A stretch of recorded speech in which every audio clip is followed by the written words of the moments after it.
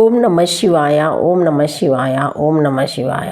నమస్కారం అండి అందరికీ. Welcome to my YouTube channel Shri Manju spiritual. మనము కాశీఖండము ప్రతి సోమవారము తెలుసుకుంటున్నాం కదా. శ్రీమాత్రే నమః.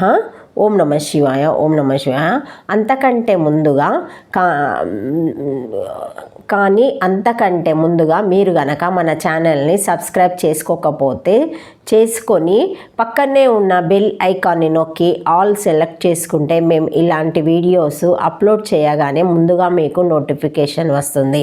అలాగే వీడియో ఎక్కడ కూడా స్కిప్ చేయకుండా చూస్తే మేము ఏం చెబుతున్నామో మీకు పూర్తిగా అర్థమవుతుంది. ఓం నమ శివాయ. ఇప్పుడు ఇంకా వీడియోలకు వెళ్ళిపోదాము. కాశీఖండము 21వ భాగము. బ్రహ్మ చేసిన కాశీ ప్రశంస. శివశర్మను విష్ణుదూతలు స్వర్గలోకం నుండి మహాలోకానికి తీసుకొని వెళ్ళారు. అక్కడ విష్ణు స్మరణ చేసి కల్పాయు కలిగిన వారు ఉంటారు. ఇక్కడ దేవత ప్రముఖులు నమస్కార యోగంతో ఎప్పుడూ తపో సమాధిలో ఉంటారు. అక్కడి నుండి జనోలోకం చేరాడు. ఇక్కడ బ్రహ్మకుమారులు సనకాస వందనాది మహర్షులు ఊర్ధ్వరేతస్కులై ఉంటారు. తర్వాత తపోలోకానికి వెళ్ళాడు. ఇక్కడి వారు సదా వాసుదేవుని స్మరిస్తూ అన్నీ ఆయనకే అర్పించి దాహాదులు కూడా లేకుండా ఉంటారు. రోళ్ళ దగ్గర దంచుతున్నప్పుడు ఎగిరి పడిన గింజలను మాత్రమే ఏరుకొని తింటారు. రాళ్ళు తిని ఎండిన ఆకులను తిని జీవిస్తారు. వేసవిలో పంచాగ్ని మధ్యంలో నిలబడి మహా తపస్సు చేస్తారు. చాతుర్మాస్య వ్రతాన్ని అవలంబిస్తారు. రెప్పపాటు లేకుండా జీవిస్తారు. ఋతువు అవగానే జలాన్ని మాత్రమే త్రాగుతారు. 6 మాసాలు ఉపవాసమే. వర్షాధారాలతో తడుస్తున్న రాయిలాగా నిశ్చలంగా ఉంటారు. ఇక్కడికి వచ్చిన వారు మృగాల దురదను గోకి తీర్చిన వారు, అడవిలో ఉన్న తమ జడాలలో పక్షిగూడులు కట్టిన వారు, శరీరాల నుంచి సాస్యాలు ఉద్భవించిన వారు, వీరికి బ్రహ్మ యస్సు ఉంటుంది. శివశర్మ సత్యలోకం చేసుకున్నాడు. బ్రహ్మ అతన్ని చూసి ఇక్కడి నుండి త్వరగా వెళ్ళు, నిత్యం నేను ఇక్కడ ప్రళయాన్ని సృష్టిస్తాను. విరాట్ పురుషుని వరకు ఉన్న సృష్టిని అంతటిని హరుడు రోజు సంహరిస్తాడు. అలాంటప్పుడు మరణధర్మం ఉన్న మానవుల గురించి చెప్పాల్సింది ఏముంది? కృతాత్రేతాది యుగాలకు మనుషులకు తగినది ఒకటే యుగం. ఆ యుగంలో భారతవర్షంలో మానవులు వికసిస్తారు. మనస్సులో కూడా ఇంద్రియాలను జయించి కామక్రోధాదులను వదిలి తపస్సు చేత యశో సంపద పొంది తమోగుణాన్ని విసర్జించి సంపద మీద ఆసక్తి లేకుండా అహంకారాన్ని వదిలినవారు, స్మృతులను సమగ్రంగా తెలుసుకున్నవారు, స్నేహంతో ధర్మ సోపాన్ని అధిరోహించిన వారు భారతదేశంలో మళ్ళీ మళ్ళీ పుట్టి మానవులు అనిపించుకుంటారు.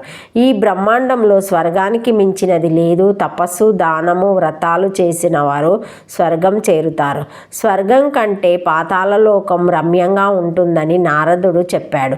దైత్య దానవ కన్యల చేత పాతాళలోకము శోభిల్లుతుంది. మోక్షాన్ని పొందిన వారు కూడా పాతాళలోకంలో జన్మిస్తారు. పాతాళంలో పగటిపూట సూర్యుడు ప్రకాశిస్తే రాత్రులు చంద్రుడు వెలుగులను చిమ్ముతాడు.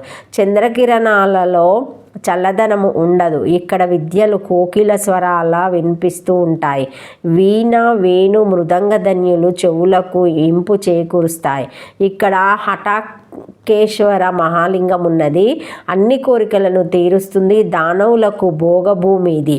పాతాళం కంటే రమ్యమైనది ద్విజవర్షము. ఇది ఇలా వృతము. ఇక్కడ రత్న సానువులున్నాయి. పుణ్యాత్ములకు దివ్యభూమి, సత్యము, భాషణాలు, పుత్రులున్నవారు, ఉత్తమ క్షేత్రాలను సందర్శించిన వారు ఇక్కడకు వస్తారు. ఇందులో ద్వీపాలు చాలా ఉన్నాయి. వాటిని సముద్రం చుట్టి ఉంటుంది. జంబు ద్వీపానికి మించిన ద్వీపం లేదు. ఇక్కడ నవవర్షాలు, దేవతల భోగ భూములు, దేవతలు స్వర్గం నుండి దిగి వచ్చి ఇక్కడ ఉంటారు. ఇది 9000 యోజనాల విస్తీర్ణం కలది. దీనిలో మేరు పర్వతానికి దక్షిణంగా ఉన్న భారతవర్షము మొట్టమొదటిది. హిమావత్ వింధ్య పర్వతాల మధ్య ఉన్న ప్రదేశము అత్యంత పవిత్రమైనది. ఉత్తమ పుణ్యక్షేత్రాలు ఎన్నో ఉన్న భూమి, అందులో కురుక్షేత్రము చాలా గొప్పది. దానికంటే నైమిషరణము గొప్పది. దీని తీర్థరాజ్యము అని అంటారు. అన్ని కోరికలను తీర్చేది, నిరంతరము యజ్ఞయాగాదులతో అలరారుతూ ఉంటుంది. సప్త ధాతుమయమైన మహాపాపాలు శరీరంలోని కేశాలను ఆశ్రయించుకొని గట్టిగా పట్టుకొని వదలకుండా ఉంటాయి. కనుక ప్రయాగ లాంటి తీర్థాలలో మందనం అంటే గుండు కొట్టించుకుంటే పాపాలన్నీ వదిలిపోతాయి. త్రివేణి సంగమ స్నాన దోషాలన్నిటినీ హరించి పుణ్యలోక ప్రాప్తి కలిగిస్తుంది. ఇక్కడ పుణ్యవిధి నిర్వహించిన వారంతా సత్యలోకానికి చేరుకుంటారు. కాశీ అన్నిటికంటే గొప్ప ముక్తి క్షేత్రం. ఈ క్షేత్రం ఈశ్వరుని త్రిశూలాగ్రంలో భూమికి ఆకాశానికి మధ్య ఉన్నది. ఇక్కడ ఎప్పుడు కృతాయుగమే, నిత్యం మహాపర్వదినమే, ఎప్పుడు ఉత్తరాయణమే, ఎల్లప్పుడూ మహోదయమే. కాశీని సృష్టించిన వాడు సాక్షాత్తు మహాశివుడు. కాశీలో పాపం చేయరాదు. ఇక్కడ తులాపురుష దానం లాంటివి చేసిన వారు సత్యలోక వాసులవుతారు. జప తప ధ్యానాదుల వల్ల రాని మోక్షము కాశీ నివాసంతో, కాశీలో మరణముతో కలుగుతుంది అని బ్రహ్మదేవుడు కాశీక్షేత్ర మహాత్యాన్ని వివరించాడు శివశర్మకు. ఓం నమ శివాయ. ఓం నమ శివాయ. Thank you for watching my video. Please like, share, comment, subscribe to my channel. మరిన్ని వీడియోస్తో మళ్ళీ కలుస్తానండి. ఈ వీడియో మొదటిసారి ఎవరైనా చూసి ఉంటే తప్పకుండా లైక్ చేసి సబ్స్క్రైబ్ చేసుకోగలరు. ఏమైనా కామెంట్స్ ఉంటే పెట్టగలరు. ఓం నమ శివాయ. ఓం నమ శివాయ.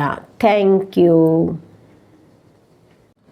శుభోదయము. మహనీయుని మాట. సత్యమే తల్లి, జ్ఞానమే తండ్రి, ధర్మమే సోదరుడు, దయాయే స్నేహితుడు, శాంతి భార్య, ఓర్పే పుత్రుడు. ఆ ఆరు మానవునికి నిజమైన బంధువులు. నేటి మంచి మాట. గొప్ప వాళ్ళందరూ నా స్నేహితులు కావాలని కోరుకోకూడదు. నా స్నేహితులందరూ గొప్పవాళ్ళు కావాలని కోరుకోవాలి. ఓం నమ శివాయ. ఓం నమ శివాయ.